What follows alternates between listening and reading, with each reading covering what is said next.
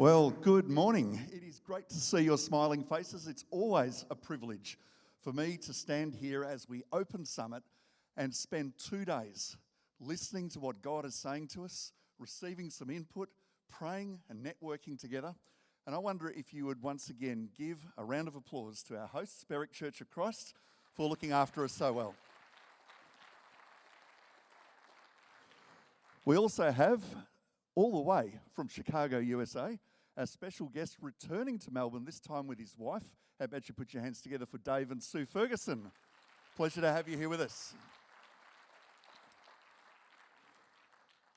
As we considered the Future Now theme to our summit already last year, we were considering the fact that many of us have got dreams and visions yet unfulfilled that we're excited about, and yet on the same hand, there's this sense of uncertainty coming out of COVID. We're not sure how to pinpoint exactly what it is that God is wanting for us. I'd suggest go easy on yourself because all the prophets in the land weren't able to predict that COVID was coming. It's difficult for us to look forward too far into the future, but we do it with a sense of anticipation nonetheless. I wonder what would have happened if we embarked on this sort of an exercise, say in 1990, going back a long time now, and for me it was an exciting year. I had just begun full-time teaching, 22, not a care in the world. I just finished a youth camp where a number of young people had given their lives to Christ and gotten baptised. I was full of energy, stepping up in the local church, wanting the kingdom to advance, and on top of that, Collingwood won the premiership. I mean, what more could you want? But I was oblivious to a lot of the changes that were going on in the world, changes affecting the church that we now get the benefit of seeing as we look back. In 1990, we saw the world recovering from the collapse of the Berlin Wall and just wondering what was happening to communism. There are all sorts of world and global factors that affected the church, but more specifically, we saw the end of the charismatic renewal. We saw some high-profile Christian leaders fall, and a new cynicism started to creep into the church. But on our own shores, we had the rise of Youth Alive and Hillsong that was significantly impacting the way that we were doing worship on Sundays. And yet at the same time, people were starting to turn up less often than ever before because of Sunday trading. And with all these changes, seeds were being sown for impact on the church, whether we liked it or not. We now have the benefit of looking back some 3.5 decades to seeing what it was that was unfolding. I know you might find it hard to believe, but I was actually around at the time, and I, perhaps like you, didn't see what was coming. So I wonder if, as we look back, as we consider what God was doing, there's not perhaps the benefit of hindsight that's made us wiser, and yet we are perhaps none the wiser as we look forward. We want to be God's prophetic voice, His agents to shape and develop new leaders. But what does it actually look like? Well, fortunately, a great many of us are doing wonderful work in this space. We've seen some exciting track records unfolding, great fruit, growth and expansion. And it's exciting, but we sometimes feel uncomfortable with what change requires of us. Of course, one of the classic studies in change was the adaptation, or lack thereof, of Kodak, wanting to keep selling film cameras in the belief that perhaps to face up to the digital change that was coming was too hard. We've never done it that way before, people said. One of the Kodak employees in the 1970s wrote a report, and he said that he believed digital cameras would be the only cameras that people were buying by 2010, and he wasn't far wrong. So I'd ask, who are the prophetic voices we should be listening to today? Who are the people with a voice in the midst of upheaval or uncertainty? Who are the people that are speaking as the mouthpiece of God about change and its impact on the church? It's been easy for many of us to revert back to what's always worked, and that ain't bad. But what's new and what's still coming? What is God saying to you? How do you hold lightly that which you have and consider that which could be coming and which could be better? Our best tomorrow needs our best efforts today, whatever our yesterday has been. And I know some of you sit with this uncertainty of change as you look at the disappointments, the letdowns, the discouragements.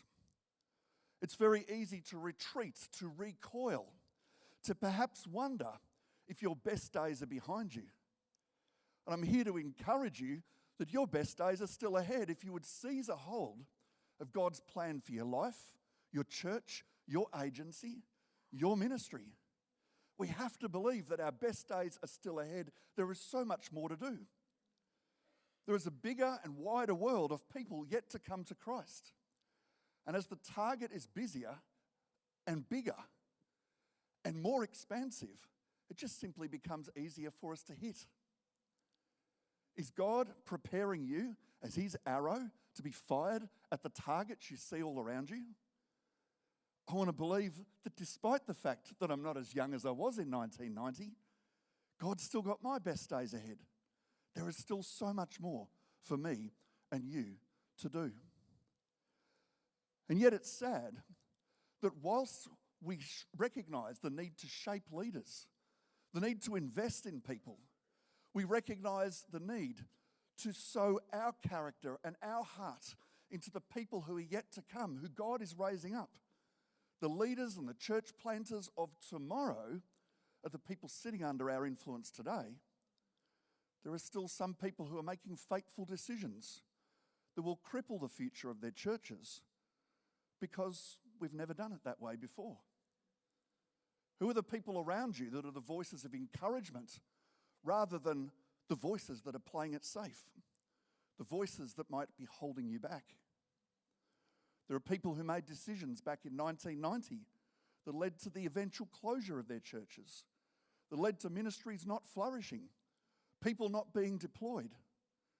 God forbid that that should happen on our watch, while we have a moment in time, an opportunity to seize, seeing what God will do as we get over the disappointments and discouragements.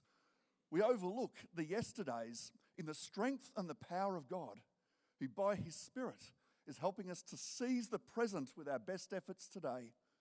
That is what our tomorrow needs. And God is wanting through us to plant more seeds, to see a greater harvest reaped. And as that happens, we are building our best future now.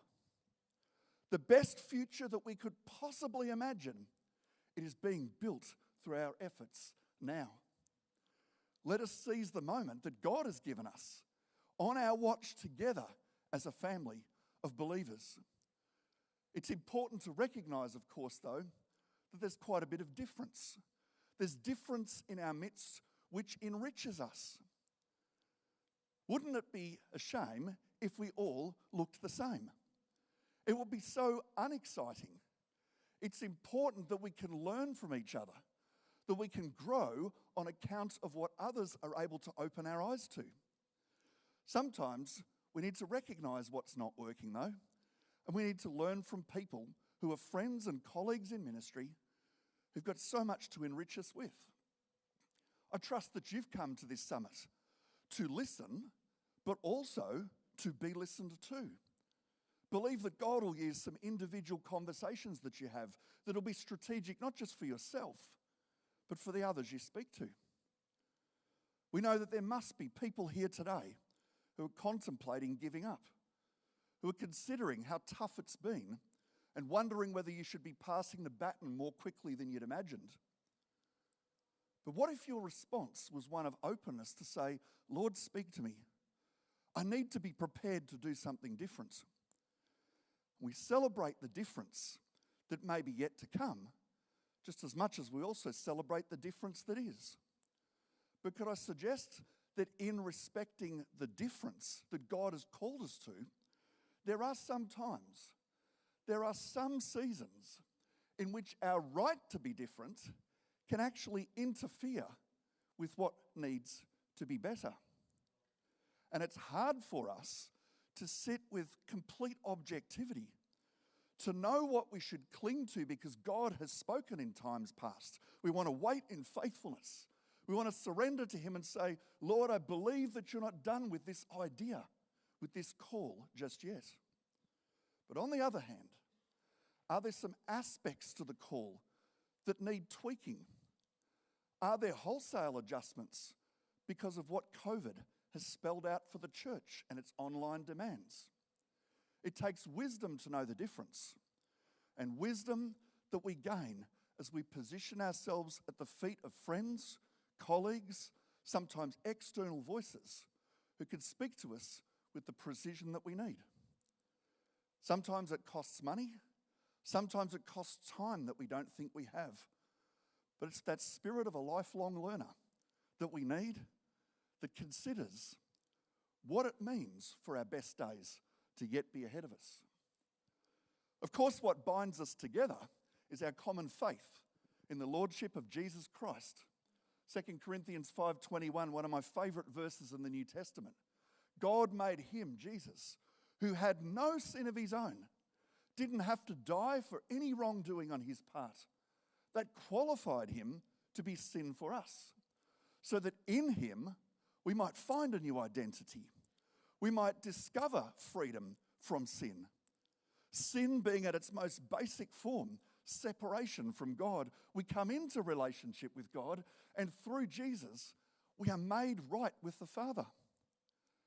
I wonder what that could look like as we preach it boldly, courageously, and clearly, so that people under our influence would yet come to faith in greater number than we've ever seen before.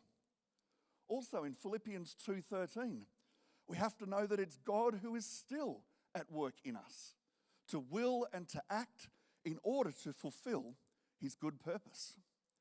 Is there a good purpose in your life, in your ministry?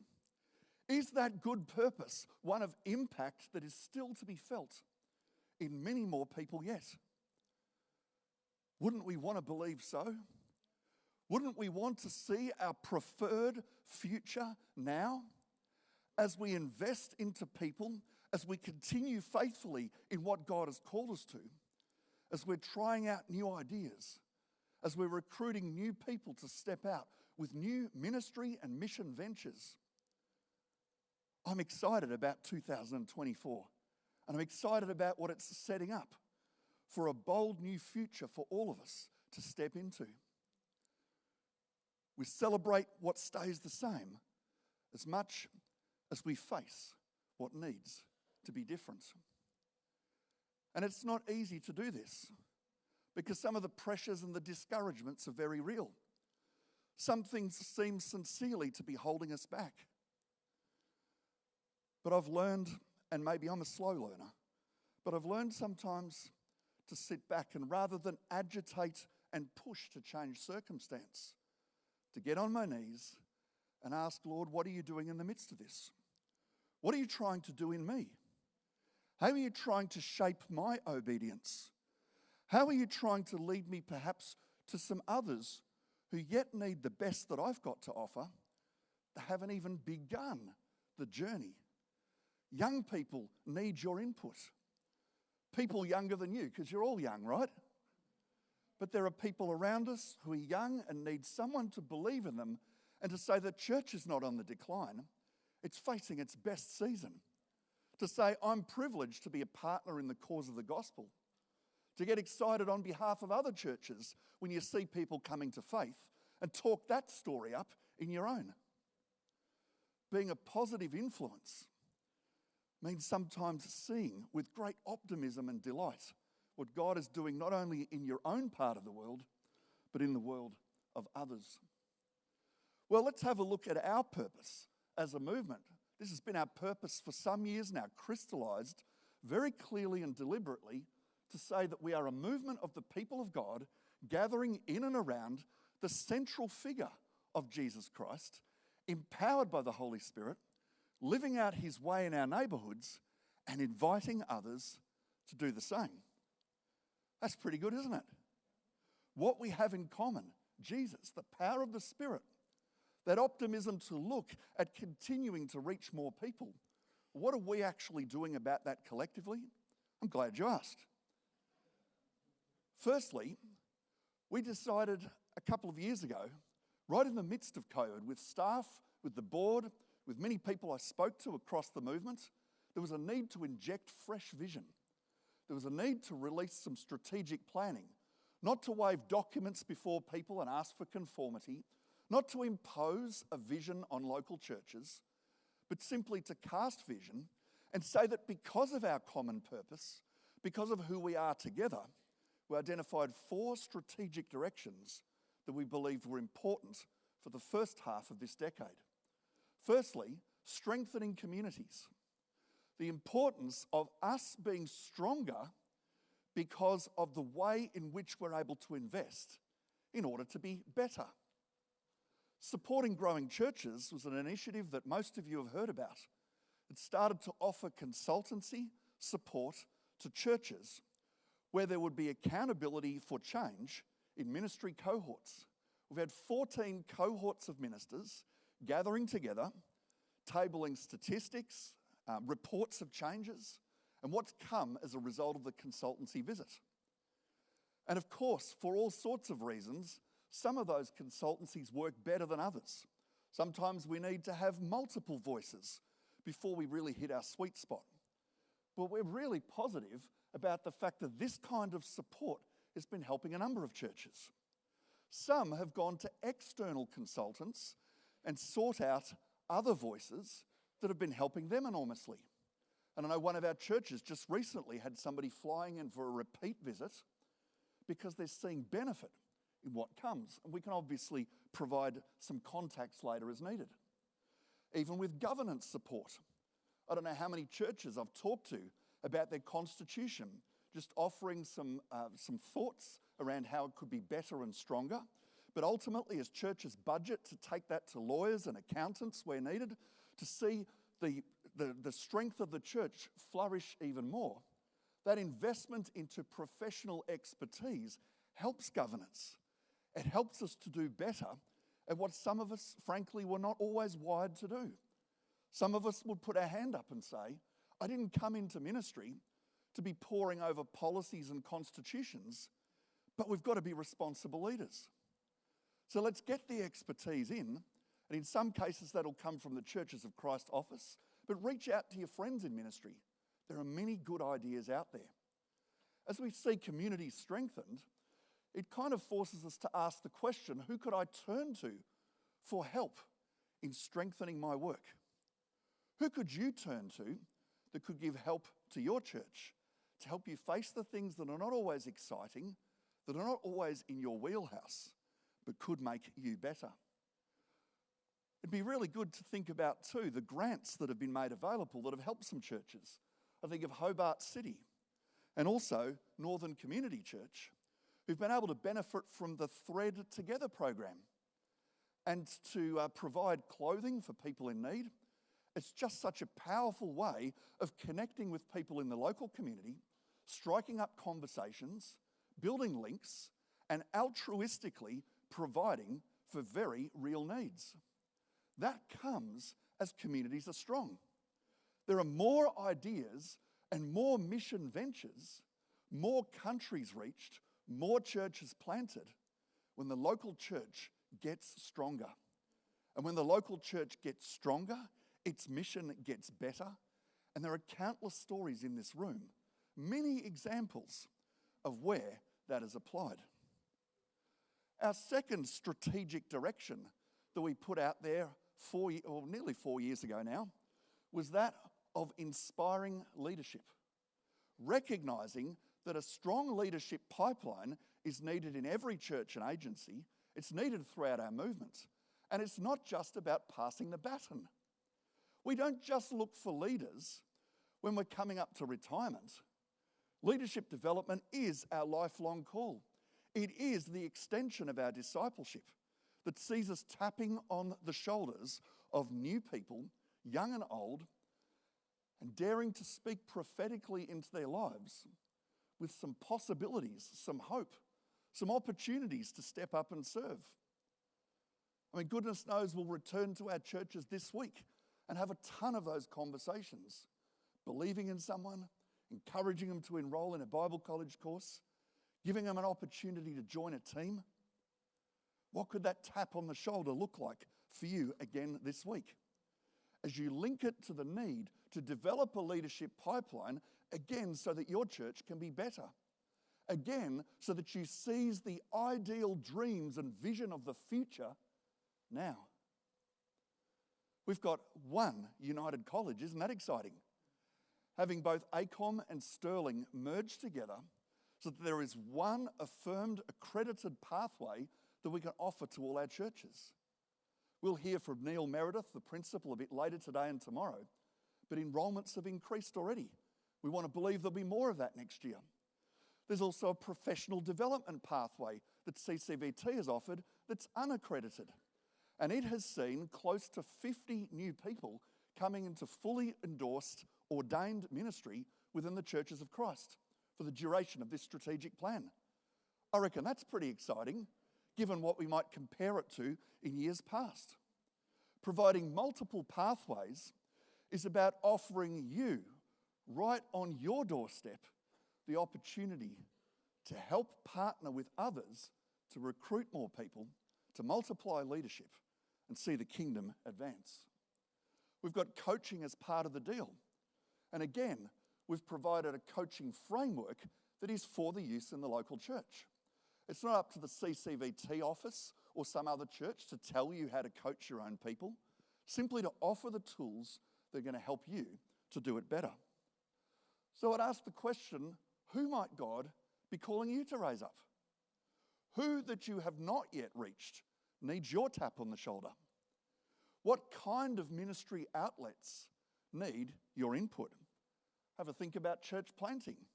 Could it be a possible church planter that you don't want to lose, that's doing a great job supporting your ministry locally, that you, on the other hand, can release either to a mono-ethnic church service on your own premises or to another part of the world, in Victoria or Tasmania perhaps? We've even got one church that's planted in Queensland. Isn't it exciting to see that as we give our best away, God raises up more people? We think of the verse that Paul spoke in regard to finance. God gives seed to the sower. But it's not just money. It's the people who are already sowing and are sowing leaders out that God is giving more seed to. More seeds that need to be watered and planted. You think of the 10 church plants that have come out of CCVT since we started this strategic plan. 2 are from large churches, 2 from relatively large ones with monocultural services that they've commenced. There's several that have been planted by new individuals and small teams, but there's multiple styles. It's not one size fits all. It's about saying yes to what God is doing uniquely through us and believing that it'll still bear fruit, that there is fruit yet to be born from the new ideas that you sow as a result of this week. Why not talk to Brighton Beach Church of Christ as an example of one of these new church plants? Or perhaps, as you saw in the video before, Cross Culture Tarneet. 2 different styles, 2 different starting stories, but churches that have grown to 100 and beyond very quickly. Why not find out their recipe for success? You don't have to adapt it wholesale, but you might be inspired by what you hear. Just as you'll be inspired by others you speak to. Be quicker to listen, to ask, tell me a story. What's God doing? And see how he gets your attention this next couple of days. The 3rd strategic direction, empowering mission. This is surely an everybody thing already. But as we develop mission plans, we don't just have nice little documents that list our aspirations. We don't just write down the programs that we're putting in place. A mission plan is something that strategically develops leaders and volunteers. It's the ideas in writing that you're putting into practice. To see more people mobilised and recruited, and it's the how-to that explains what you're intending over the next couple of years. It's been great reading some of the ones that we've received as we've tried to help churches think through the benefit of systems that can make what they do better. Effective systems are critical to automating the sorts of practices that can be replicated through others and can see growth in ways that are just not possible if everything falls at the feet of the senior pastor. If your church is, say, 150 people and it's been that way for a long time, could it be that there's reasons why growth has been curtailed that might have something to do with the lack of some systems that, if they were implemented, could help other people take a lot of pressure off you? Over the next few months, we want to try and call some pastors in that kind of size grouping together to discuss what God is already doing, what he could do differently and better in your world. We've been meeting regularly with groups of pastors of different sizes. We'd love to continue offering that far and wide, so let us know if you'd like to talk to some other people. Effective mission, though, can only be as strong as the systems it's built on. If you've got a ceiling on your systems, there'll be a ceiling on your growth, there'll be a ceiling on your finances, there'll be a ceiling on the outreach that you're wanting to enact. So, what are the systems God is wanting to build that will serve your mission? Why not talk to Montrose Church of Christ as an example of a turnaround church that was facing the real possibility of closure at some point in the near future when I visited several years ago. And whilst there can be a luck factor and there can be certain local causes of success and growth, I can tell you one of the things that impressed me was the line in the sand moment of the senior leaders of the church saying, we are not going to keep doing things the way we've done them before. Things are going to be different around here. And it's just that shift and decision to do a few things differently, to reach out for help, that has seen the average age significantly lower in the congregation, in the band. The song choices are different. There's the sound of young children in the church. The baptism tank is not being used for floral arrangements anymore. It's actually being used to baptise people. I reckon that's pretty exciting. All right, what about the 500 or so baptisms that we've seen right across our churches just in the last year alone? That's pretty good, isn't it? And almost 500 people who therefore are sincerely committing their lives to Christ, taking that next step, and are continuing as disciples in local churches. Why not talk to Berwick Church of Christ here, who are seeing dozens of people baptised throughout the year on multiple occasions? Find out what they do. Talk to other people with the success stories that you see on Facebook posts. Follow them up, and let's see more and more people come to an abiding faith in Christ. Well, the fourth and final of our strategic directions has been that of resourcing growth. And this is a difficult one in some ways because the resourcing happens locally in large part. We'd love to chat to you, and I'm sure many other churches would love to help you too, to think about how the fundraising could happen better. What are some of the things that might be blind spots that could be overcome? But what about considering just simple maintenance plans, putting into effect a plan to look after your worship facility? What about also transforming the existing spaces that you have, freshening them up, tidying them? That doesn't cost much money. Some churches have needed to think about renting new premises because it gives them more options than what they have, perhaps renting a school or an RSL hall. There are all sorts of opportunities to talk through and work through, but why not also consider talking to the Properties Corporation if you have a facility that can perhaps be expanded or improved? What about an example of a joint venture where you don't just do it on your own, but you work in partnership to see things happen that might not otherwise be possible? How might God be inviting you to strategize or improve your ministry space? Have a conversation with Steeple about how it is that they've been able to add new facilities to the old Baldwin Church of Christ premises. It's a great story that's still unfolding. What about considering this one we've talked about before, but Open Door up at Mombog don't even have their own church facility, but they've got an op shop, which is bringing in not only a lot of foot traffic and people to have conversations with, but a lot of dollars to support the ministry. This began when one member of a local church one day decided that something needed to be done in this town and that young people needed to be reached, and they started a youth group upstairs in that building. That's been going solidly for decades now, and the person who the vision started with was Dean Phelan, who went on to become the executive officer of the Churches of Christ in Queensland. Tiny little church of about 40 people. Maybe there's a Dean Phelan sitting in your midst. Maybe there's somebody there with the ideas that can be deployed. Because raising up new missionaries and ministers is not about having people only serve the local church on the premises that you meet in on Sunday.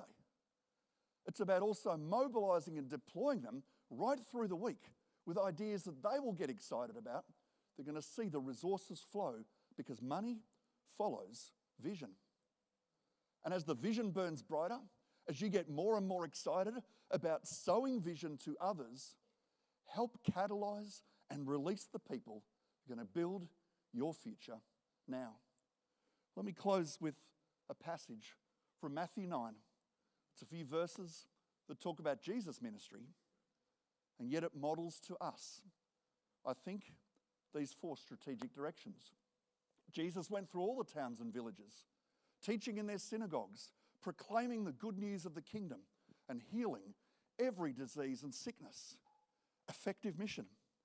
Mission with signs and wonders following. Mission that might see justice enacted in our local communities, but might see us stepping into some unfamiliar territory, doing the work of an evangelist or a healer where there are needs presenting themselves. When he saw the crowds, he had compassion on them because they were harassed and helpless, like sheep without a shepherd. Strengthening communities means we still need to love on the sheep, but that's not all we do. And then he said to his disciples, "The harvest is plentiful, but the workers are few. Ask the Lord of the harvest, therefore, to send out workers into his harvest field." That's speaking right there of the leadership pipeline that awaits our best efforts. And of course, the resourcing of it all. Jesus spoke more about finance than just about any other subject. I wonder what God might be saying to you this week, what God might be calling to you beyond today. Could I affirm the wonderful work that's already happening? I'm so proud to lead in a movement like this with people of great courage and conviction, but our best days are yet ahead. God bless you. Enjoy the day.